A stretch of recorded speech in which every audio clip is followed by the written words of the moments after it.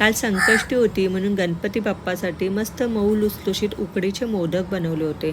पण संध्याकाळी 7 नंतर कुठलेही पशुपक्षी खात नाहीत. का खात नाहीत हे माहिती नाही, पण ही गोष्ट त्यांच्याकडून शिकण्यासारखी आहे. कारण आपला रात्रीचा आहार किंवा जेवण जर आहे ते सुद्धा संध्याकाळी 7च्या आधी झालं पाहिजे.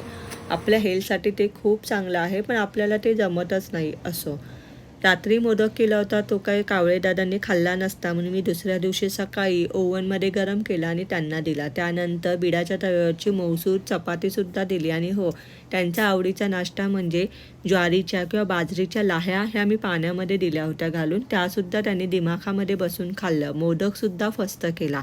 चला, कावळेदादांचा नाश्ता होतो तोपर्यंत तुम्ही आपल्या व्हिडिओला आणि चॅनलला सबस्क्राईब आणि लाईक करायला विसरू नका. त्यानंतर नवरोबाचा डब्बासुद्धा भरून घेतला. चला तर मंडळी, भेटूया पुन्हा अशाच एका नवीन व्हिडिओमध्ये. तोपर्यंत काळजी घ्या.